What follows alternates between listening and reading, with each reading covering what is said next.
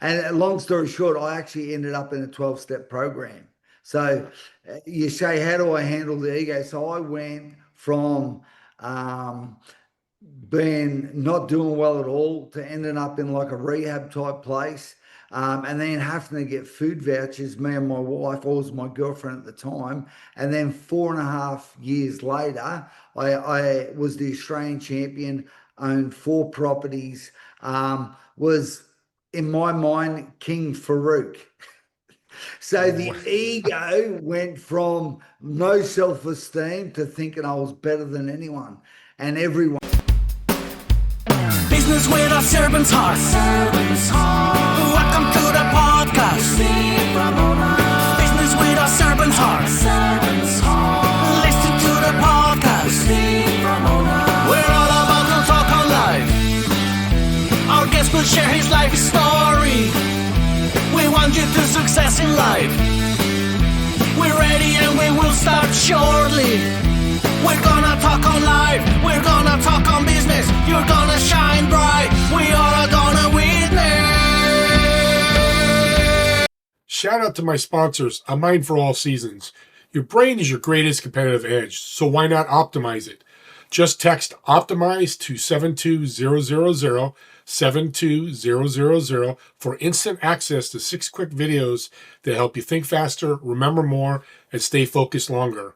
A big thanks to Epic App, the 4-step storytelling system I use every day to connect and to convert.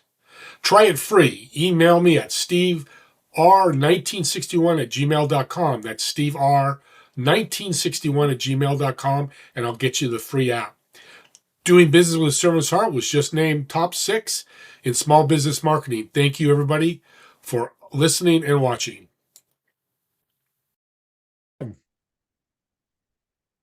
Welcome, everyone, to Doing Business with a Servant's Heart podcast. I'm your host, Steve Ramona, and I laugh every time I say it because you know who I am. Maybe you don't and you're new. Welcome. But this is an interesting podcast because I'm not going to upset this guest because he was a fighter. He's the most loving bear of a guy. I love the guy already. You're going to love him, but we're going to keep him happy on this podcast. I don't want him coming from Australia over the ocean to start chasing me, but he won't do that. Let's bring him on. Gavin, welcome to the show. You're an amazing man, mate. You're a champion. From a 3-minute conversation I've had with you, you're an inspiration to many. So thank you for having me. An honor to be here. Thank you so much. I got to ask you, what did fighting teach you about men, being a professional fighter? Yeah. I suppose what I learned from fighting was, in the DNA of every man is a warrior. We're designed for battle, but there's 2 sorts of warriors. There's trained and there's untrained. And I suppose me being a bit of we say in Australia, a bit of a knockabout, I'm getting into fights, or I needed to learn how to fight. Yeah, so that's how I ended up. My dad took me to the boxing gym after just watching me get blood noses and black eyes all the time. He said, "Man, we're going to teach you how to fight." I remember thinking, I would love to know. but I suppose that's how I got into it. Through probably saying the wrong thing, doing the wrong thing, being in the wrong environment, searching to develop myself, although I didn't even know. I talk about different things on the Gavin Topp podcast and even in my Rite of Passage for the Modern Man ebook about the masculine journey. And that's a part of it. When that was happening as a teenager, I was going through the warrior stage. I've been through the beloved son stage, and I was just feeling my feet. So, long story short, man, that's how I got into it. I needed to learn how to fight. And man, thank you to your dad. Look where you are today, probably because of that. Yeah. But here's the other thing. You were number 12 in the world rank, which is screaming. Thousands of fighters. So you're successful. How do you handle the warrior side of that, being successful? Because, ego comes in, greed, how do you push that away? And that's been a massive challenge, to be honest. Or as a young, just quickly, as a younger person. My parents, their talent, their gift was to buy and sell businesses. So what they would do is they would buy a business, build it up over 18 months. They buy something run down and then sell it for a profit 18 months later. So they were traveling around different places, around the country, from pubs to service stations to general stores to caravan parks. So I kind of had that adventurous kind of spirit. But man, when you go to a new place, you seem to put a mask on. You have to survive. So me being me, I actually got involved with the wrong people. Well, I become the wrong person. And long story short, I actually ended up in a 12-step program. So you say, how do I handle the ego? So I went from being not doing well at all to ending up in like a rehab type place. And then having to get food vouchers, me and my wife, or was my girlfriend at the time. And then 4.5 years later, I was the Australian champion, owned 4 properties, was in my mind King Farouk. So the ego went from no self-esteem to thinking I was better than anyone and everyone. So it was a massive challenge. It was a massive challenge, to rein it. And life teaches you lessons. It does. Yeah. Amazing lessons. Oh, so let me ask you then, you were at the bottom. You and your girlfriend at the time, now your wife, Yeah. you probably couldn't even worse. You were at the bottom. So people listening to may know somebody at the bottom or they're themselves. Yeah. What's one tip you'd give them right now? Oh man, I would say read my book. Yeah. A Rite of Passage for the Modern Man, where I go through the 7 pillars. That's the base. But I mean, even if you go to Gavin Topp with a double P.com, I've got something just a giveaway: 8 biggest mistakes successful men are making today. So these 8, most people are doing pretty good because they're doing about 5 of them. But those other 3, that will take you out and not even knowing. One thing I learned about boxing is we've all got blind spots. And the great thing about boxing is, how do you know what your blind spots are? Well, that's what you're getting hit with. You kind of, but as a man on your masculine journey, that's me and my wife, we've got 7 children. We've been together since we were teenagers. We've got 5 daughters. One of the pillars in the book is about creating personal oaths, agreements with yourself. So I mean, me and probably a lot of people will hear this and will resonate with me. I found myself saying one thing yet doing another. So I was kind of out of alignment with my character. And as I was getting sober, I realized that's not who I want to be. So I started to create oaths. And for me, it was around alcohol, not any, not ever, no negotiation. We talked before. I've been in so that set me up for a boxing career. That set me up to raise children.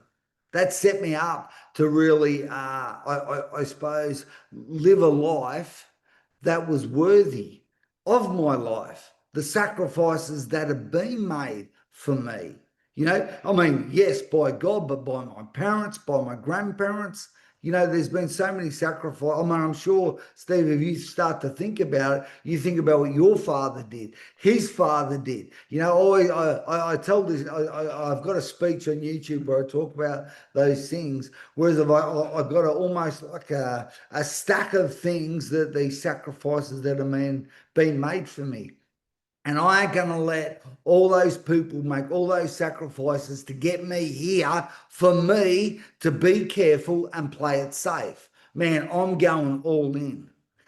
So I suppose, over time, I've collected a lot of personal oaths. That's how I ended up in the Mediterranean for 2 years. Two oaths. One thing is to show my children that dreams can come true. And I made an oath, my wife, after being a fighter for 18 years, and I've been on this masculine journey and helping others for the last 16 years. Man, she's given her life to our children, to me. So I created an oath. I want her dreams to come true. So that's how we ended up in the Mediterranean. She wanted to go on, yeah, man, live a life, have an adventure, So, yeah, so man, that's how we did that. True servant's heart there, giving back to your lovely wife. Yeah. What a way you can do it. And I want to go back real quick. You kind of glossed over this, Gavin. You have 7 children. You look 40 years old. Would you start at 20, 15? Man, my youngest is 10 and my eldest is 27. And God bless man, you. I've created some world changes. They are absolutely amazing. We have 5 daughters. One of the things that happened to me when we had our first child, I thought, well, I knew I've got no idea what I'm doing. So it really encouraged me to. Listen, mate. I remember before I was a Christian, before I was a believer, I remember her coming out of her mother, and I remember thinking, putting her, the nurse put her on my husband. I thought there must be a God. No man could make something as beautiful as this. And if you've ever seen a firstborn baby, they're as ugly as anything. But man, she was just the most. It changed my world. Yeah. So yeah, I love girls, man. And that's well said about Guy. Yeah, only God could make something so special and Yeah, precious yeah, like a newborn baby. Well, let's yeah. jump into rite of passage. A lot of people put that out there, and it's a great message. What's your definition of that? My definition A rite would of be passage. that, What if you hear that? yeah, What does it come to mind? yeah, you must go on a journey, a masculine journey. Whereas really from 0 to 7, you must feel like you are the beloved son. You must feel unconditional love from a male and a female in order for the foundation of love to be built in you. You know, Otherwise, you're always going to be a performance based. Am I good enough? And then like the second stage, we go into your cowboy stage where you've got to learn to test the boundaries. Then you get into the warrior stage as a teenager. And one thing I've got 2 sons. And I've mentored thousands of men. I actually run a boxing program for about 11 years from 2009 to just before the pandemic there. And it was designed for men that had never had a fight. That was how and we got blokes from 14 all the way to the oldest bloke we had did it for his 70th birthday. So it was in him to test himself. We must, one of the best things my dad ever taught me around business, even to know something's true value, it must be tested and measured. There's no good ideas in business. There's just, is it being tested or not? An Yeah. idea. And that's the same with the metal inside a man. So Yeah. then that's how I'm taking the long way here, but it's like then that's how we learn to build a kingdom. I believe, like the Bible says, the definition, like we are, we're to protect, provide, we're the priest, we're the king, we're the prophet. Do you know what I mean? And the prophet is, man, really, I could break all of them down over 3 hours if you want, but the prophet is really about casting a vision that inspires your wife, inspires your children, inspires your company, inspires a team of leaders. That's how we're going to live. We're going to live from a place of courage. That's the essence of really, the masculine journey. It's either that or you're just going to copy what the man next to you is doing. But I honestly believe, mate, it's beyond belief. I know for a fact God has put a purpose inside every man. So the worst thing you can do is copy somebody else's. Another quote of my dad's. He goes, "Don't get in anyone else's boat. You might not like where they're rowing. You got to row your own boat, son." It's a great quote. Well, that leads to, this is so cool, but that leads to, well, I'm a husband. I'm not a father. I don't have children, but I'm a husband. A lot of fathers and husbands are listening. How do we balance this being strong and being tender? Yeah. Yeah. And Steve, can I say, Sure. I reckon I've fathered, like I've fathered a lot of men that are not my children.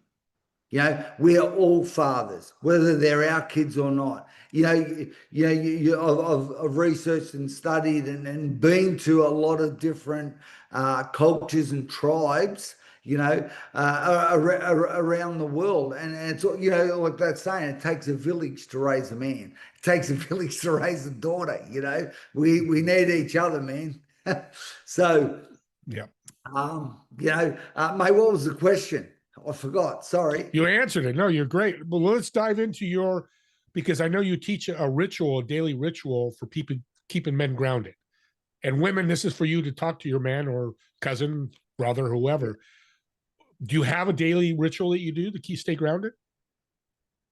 Well, I don't know about grounded. I'd rather stay in heaven. Heaven focus rather than, on the ground. But, it's interesting. I had a coaching call yesterday, last one of the year for the Man Alive experience, right? And we're talking about, like, one of my themes has been for a little while, like, what will make 2026 the best year of your life? Because the truth is we mightn't know how long we got. It was a couple, 24, I had two uncles, they subscribed to, when I retire, I'll go and do what I love. I'll go and take the trip, I'll do this. And they retired within the same year, they both got cancer. So, man, that's the way I've always been. I'm go first, take action, work it out later. That's been a strength of mine, to create things that I've never done before, been to places I've never been before. So my theme is, how do we make 2026 the best year of our life? We'll start to write down the bucket list. Let's live the bucket list. Let's not have the bucket list at the end. Let's go full tilt and do it, So I think, we don't know how long we've got. Yeah, no, we don't. And that's powerful. And, I know people are listening like, well, I don't have the money. Well, make the money to do what you want to do on your bucket list. So that's part of your 2026. If jumping out of an airplane's your bucket list and you can't afford it out, well, make enough money so you can afford it. I love that journey you're developing. Well, and I think a lot of people, if I could just butt in, Steve, I think a lot of people, a lot of men that I speak to, like, make the mistake of, I've got to get good enough, I've got to get strong enough, I've got to get enough money, I've got to get this sorted, that sorted, got to get my ducks lined up. But while you're waiting to get ready, those opportunities pass. They actually pass. Like, people say to me, like in 23, when I decided to shift my family to the Mediterranean, right, from one side of the world to the other, they said, how did you do it? I said, I made a decision. Obviously, me and my wife were talking, then we sat our kids down and said, hey, listen, in 3 months' time, we're leaving. And then, that's great. Yeah, we're going. Some a bit like, but the following day, my wife said to me, that was a great speech yesterday, Gav. Now what do we do? and I thought, great question. Like, I actually don't know. Get a pen and paper. So we started to write a list with the knowledge that we had, but over the 3 months, and man, the adversity, the people who tried to talk us out of it, the stuff that, like, man, it was a challenge just leaving, but that's breaking paradigms. Man, best thing I ever did. Yeah. And that's a great business lesson, audience, if you're listening, because indecision destroys businesses. I hate to use that word. And COVID taught us that. Do I do this? Do I do this? Restaurants closed, and around here, they wouldn't make the changes and adapt and pivot. They say, oh, we'll wait and see what happens. Well, next thing you know, they have to close the doors because they're bankrupt. I love that. It's powerful. Steve, you're going to love this one, mate. Growing up, I had all those other ailments people talk about, right? ADHD and blah, blah, blah, right? And it's not blah, blah, blah, it's real, But so that enabled me to really develop other skills because I couldn't read and write, It was a gift. But I remember running. I remember running this boxing program, Fight Like a Pro, for years, right? And men would come from all around Australia to watch their mates fight. Imagine it said to you, you've never had a fight, and all of a sudden you're fighting at the local casino in front of 1,000 people. That's insane. You can't fight. Well, nobody has before they've had their first fight. That's the untested. We want to be tested. So it ended up a big initiation validation kind of process, but coupled with a boxing program. But anyway, what happened was people would come from everywhere and say, hey, bring it to Melbourne, bring it to Brisbane, bring it to Sydney, and I actually did sell a couple of franchises, but eventually, but what happened, men would come and I couldn't reach them because they'd be everywhere else. And that's how I wrote my first book. Literally, men were committing suicide. They wanted to do the program. They were leaving their wives, their businesses will fall over because it was so. But I wrote that first book before I could read. I mean, it's not a big book, but what I did, because I remember out of the just pure frustration and wanting to help people, but I had nothing to give them. I remember one night, my wife's an excellent writer. I remember she goes, well, what's the first thing a man should do? So I just started, I knew everything. I've been doing it for years, so I just started writing on, and within 2.5 hours, we'd written a book.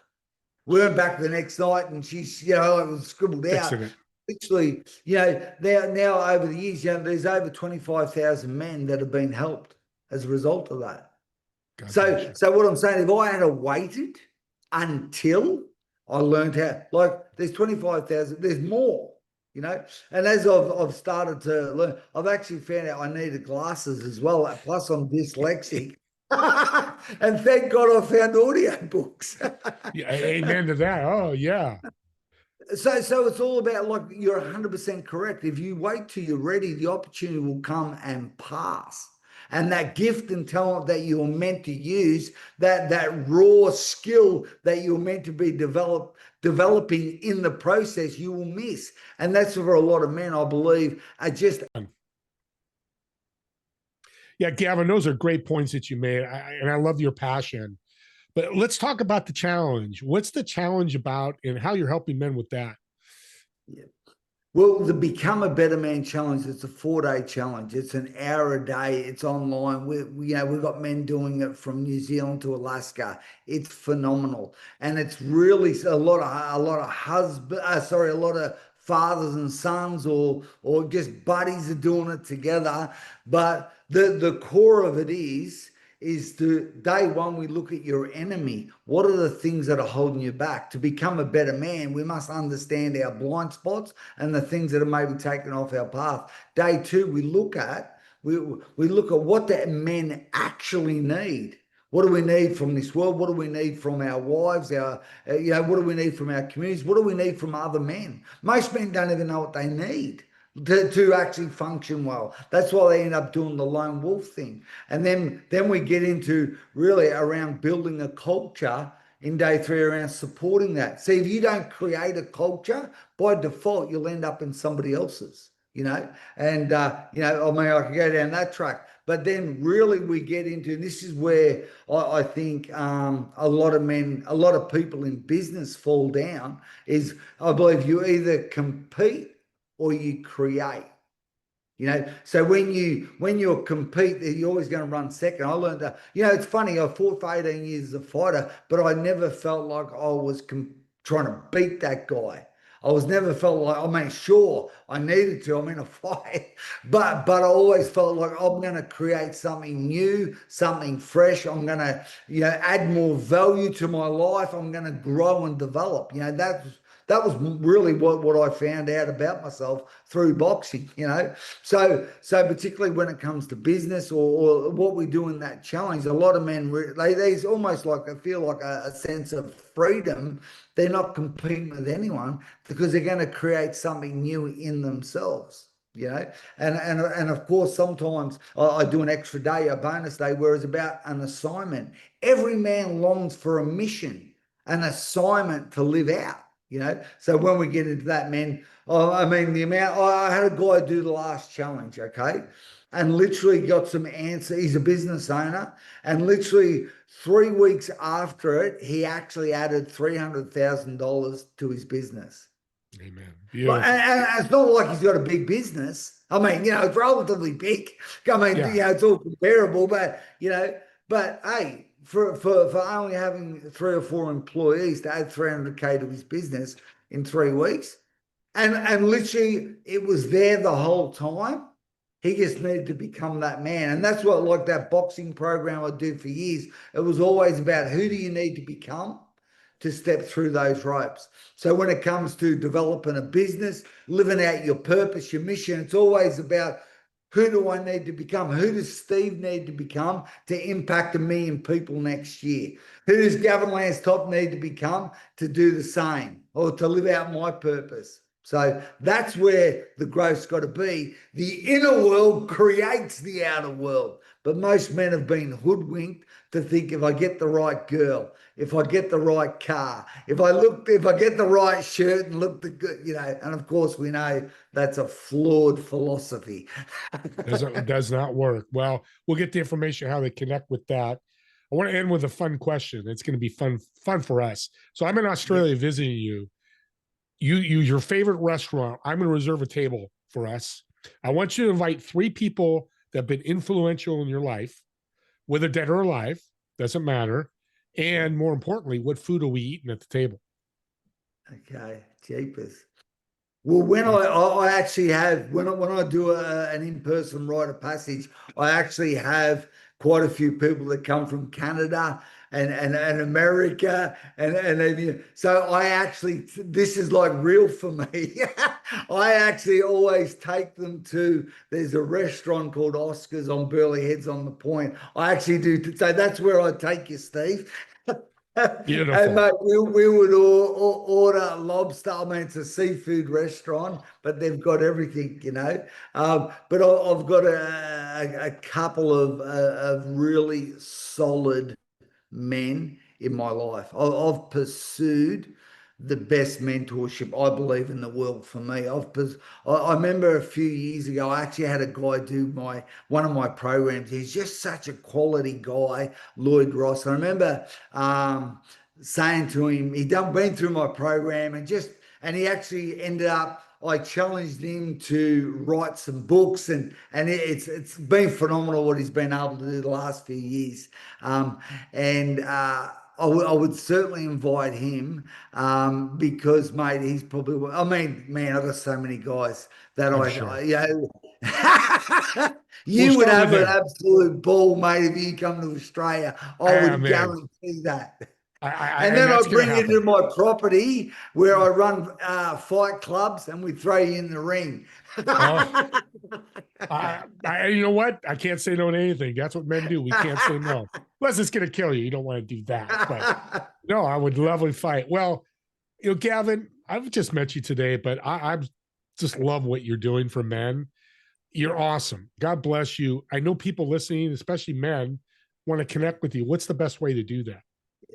I would say go to Gavin Topp with a double P.com. That's it. And I mean, there's the challenge there. You grab that 8 biggest mistakes successful men are making. There's ebooks. I mean, GavinTopp.com.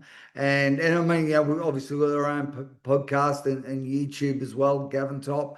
But hey, listen, hey, here to serve and help. I often say to the guys who go through our become a better man challenge. I say this is my goal, and I hope that you take it on as well. My goal is that how do I like a gauge rod? How am I going? How do I serve God at the highest level in all that I'm doing in today? How do I serve myself at the highest level? How do I serve my family? How do I serve my clients, my customers? How do I serve my church, my community at the highest level? I think a lot of men are tired, exhausted, worn out. They make poor decisions, and their family gets their leftovers. Opposed to, hang on, how do I serve at the highest level? It can't be a win-lose. It's got to be a win-win. you know. Highest level. But God's made us that way, man. We can do it. And Steve, you're amazing, mate. Keep doing it. The world needs more Steves, I'm telling you, man. Amen. Thank you so much. Appreciate it. What's the name of the podcast so people can search it? Gavin Topp, Man Alive. Man Alive. Okay. Go to the Man Alive podcast. Yeah. Also, to subscribe to his podcast or my podcast. And this one's perfect because he's just telling you how to be a better man. So with that being said, I want to thank everybody for watching or listening to this podcast, and we'll see you all on the next episode of Doing Business with a Servant's Heart. Have a great day, everyone.